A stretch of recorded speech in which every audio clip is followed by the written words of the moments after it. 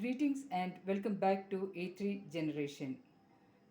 ഇന്ന് നമ്മൾ ഉണ്ടാക്കാൻ പോകുന്നത് ഇവിടെ മുരിങ്ങക്കായ സാമ്പാറാണ്. ഒത്തിരി വെജിറ്റബിൾസ് ഒന്നുമില്ല, മുരിങ്ങക്കായും തക്കാളിയും മാത്രം ഇട്ടിട്ട് ഒരു സാമ്പാർ. അതിന് നമ്മൾ ഒരു ഗ്ലാസ് തൂർദാൾ എടുത്തിട്ടുണ്ട്, തുവരപ്പരിപ്പ്, 2 മുരിങ്ങക്കായ, ഒരു തക്കാളി മതി, ഞാനിവിടെ 2 വെച്ചിട്ടുണ്ട്. ഒരു വലിയ തക്കാളി മതി, 2 പച്ചമുളക്, കുറച്ചുള്ളി, വേപ്പില, കുറച്ച് മല്ലിയിലയും. ഈ ഒരു ഗ്ലാസ് തൂർദാൾ ഞാൻ കുറച്ച് നേരം കഴുകി ഒരു 10 മിനിറ്റ് വെള്ളത്തിൽ സോക്ക് ചെയ്യാനിട്ടു. അത് കഴിഞ്ഞ് ആ വെള്ളം മാറ്റിയിട്ട് നല്ല വെള്ളം ഇട്ടിട്ട് വെറും മഞ്ഞൾ മാത്രം ഇട്ടിട്ട് വേവിക്കുകയാണ്. ഇപ്പോൾ നമ്മുടെ പരിപ്പ് വെന്തിട്ടുണ്ട്. ഒരു 4-5 വിസിൽ കൊടുത്തു. അപ്പോൾ നമ്മൾക്കതൊന്ന് തുറന്ന് നോക്കാം.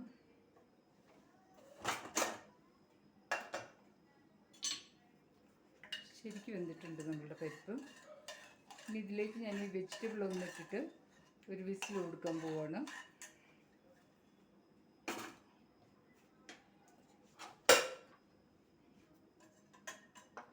ഒരു തക്കാളി, 2 മുരിങ്ങക്കായ, 2 പച്ചമുളക്, ഈ ഉള്ളി,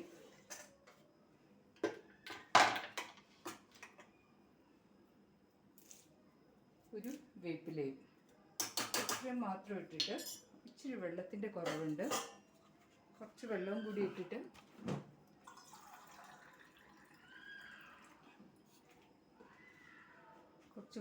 ഇട്ടിട്ട് ഒരു ആവി കൊടുക്കാൻ പോവാണ്. വെജിറ്റബിളിൻ്റെ കൂടെ ഞാൻ മസാലപ്പൊടി കൂടി ഇടുവാണ്. മസാല എന്ന് പറയാൻ 2 ടേബിൾ സ്പൂൺ ഫുൾ മല്ലിപ്പൊടി, 1 ടേബിൾ സ്പൂൺ ഫുൾ മുളക് പൊടി, പിന്നെ ഒരു 1/2 ടേബിൾ സ്പൂൺ കായപ്പൊടി. ഇതിൻ്റെ എല്ലാം പകുതി ഇപ്പോൾ വേവിക്കാൻ നേരത്തിടുകയാണ്. പകുതി മുളക് പൊടി, പകുതി മല്ലിപ്പൊടി,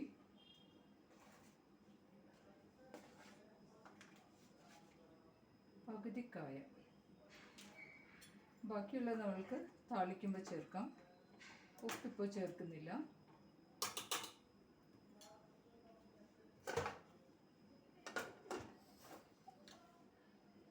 ഇനി മൂടി വെച്ചിട്ട് ഒരു വിസിൽ കൊടുക്കാം. മൂടി വെച്ച് നമ്മൾക്ക് ഒരു വിസിൽ കൊടുത്ത് വേവിക്കാം. ഇപ്പോൾ നമ്മുടെ വെജിറ്റബിൾ വെന്തു, 2 വിസിൽ വന്നു. അത് മതി. ഞാനത് മാറ്റിയിട്ട് ഇനി താളിപ്പിടാൻ പോവുകയാണ്.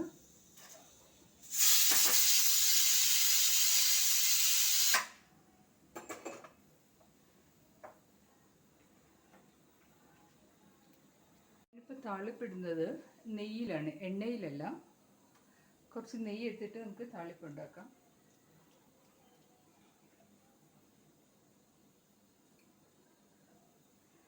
പരിപ്പ് സാമ്പാറൊക്കെ താളിക്കുമ്പോൾ നമ്മൾ നെയ്യിൽ താളിക്കുന്നതാണ് പരിപ്പിനും സാമ്പാറിനും ഒക്കെ ടേസ്റ്റ്. അതൊന്ന് ഉരുകിയിട്ടുണ്ട്. ഇനി നമ്മൾക്ക് അതിലേക്ക് കടുക് ഇടാം.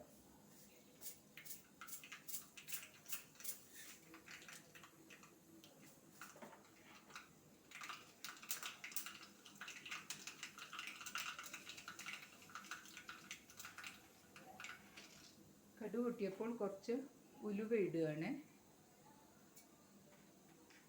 തീ കുറച്ച് വയ്ക്കുക.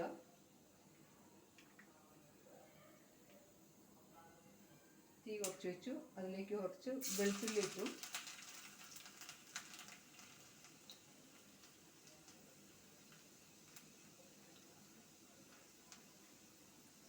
വെളുത്തുള്ളിയും മുരിയുന്നുണ്ട്, ഒത്തിരി മുരിയണ്ട.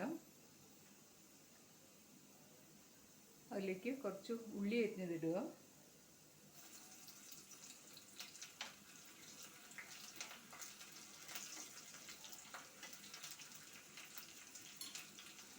ഇനി ഞാൻ ഓഫ് ചെയ്യാൻ പോവുകയാണ്.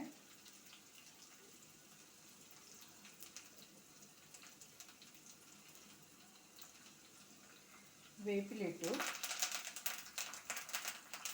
തീ ഒന്ന് ഓഫ് ചെയ്തു, കാരണം നല്ല ചൂടുണ്ട്. നമ്മൾ ആദ്യം എടുത്ത് വെച്ച് ബാക്കി വന്ന മസാലപ്പൊടികൾ ഇടുകയാണ്. മല്ലിപ്പൊടി,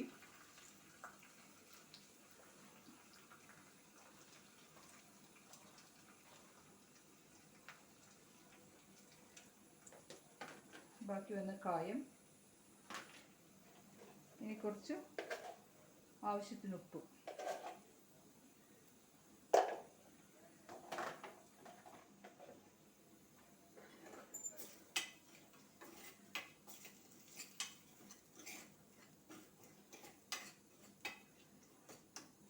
നമ്മളുടെ താളിപ്പ് റെഡിയായിട്ടുണ്ട്.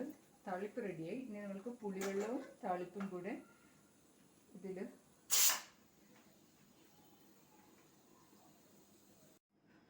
നമ്മുടെ സാമ്പാർ ഇപ്പോൾ നല്ലപോലെ വെന്തിട്ടുണ്ട്.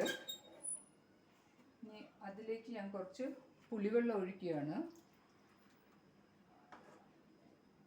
ഒരു വലിയ നാരങ്ങ വലിപ്പമുള്ള പുളി എടുത്തിട്ടുണ്ട്. പക്ഷെ മുഴുവനും ഞാൻ ഇട്ടില്ല, വേണമെങ്കിൽ നമുക്കിടാം.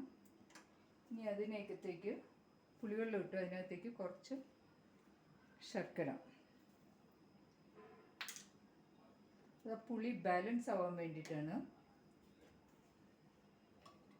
ഇതിനകത്തേക്ക് നമ്മൾ താളിച്ചത് മുരിവിടുക.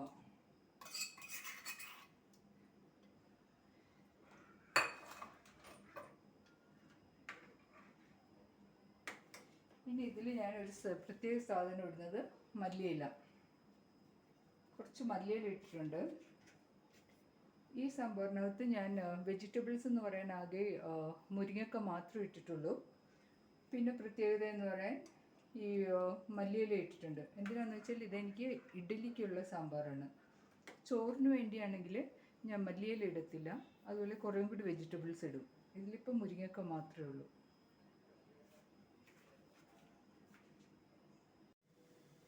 നമ്മളുടെ സാമ്പാർ റെഡിയായി. അടുത്തത് നമ്മൾക്ക് കുറച്ച് ഇഡ്ഡലി ഉണ്ടാക്കാം.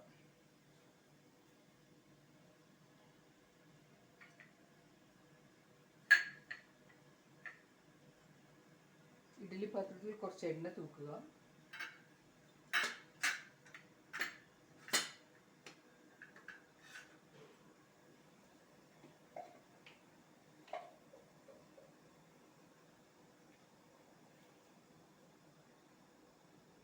ഇഡ്ഡലി മാവ് ഒഴിക്കുകയാണ്.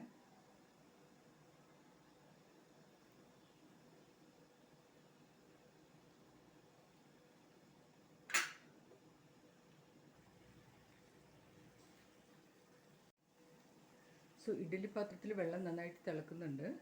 അപ്പോൾ നമ്മൾക്കിനി ഇഡ്ഡലി പുഴുങ്ങാൻ വെക്കാം. ഓക്കെ, നമ്മളുടെ ഇഡ്ഡലി റെഡി ആവട്ടെ. സാമ്പാർ റെഡി ആയിട്ടുണ്ട്. ഇവിടെ ദോശക്കാരാണ് കൂടുതൽ, ഇഡ്ഡലിക്ക് ആൾ കുറവാണ്. അതുകൊണ്ടാണ് ഞാൻ ചെറിയ പാത്രം വെച്ചത്. ഇവിടെ നമ്മളുടെ ഇഡ്ഡലി വെന്തിട്ടുണ്ട്. നമുക്ക് തുറന്ന് നോക്കാം.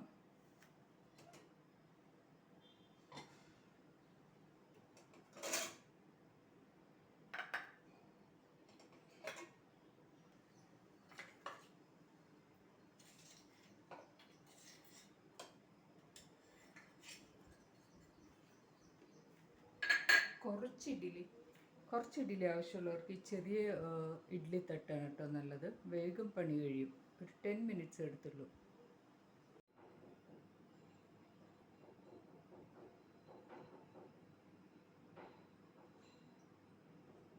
ഇപ്പം നമ്മളുടെ ഇഡ്ഡലിയും മുരിങ്ങക്ക സാമ്പാറും റെഡി ആയിട്ടുണ്ട്. ഇതാണ് ഇന്നത്തെ ബ്രേക്ക്ഫാസ്റ്റ്. ഇത്രയേ ഉള്ളൂ, ഇന്നത്തെ പണി കഴിഞ്ഞു. So thank you for watching. Please like and subscribe my channel.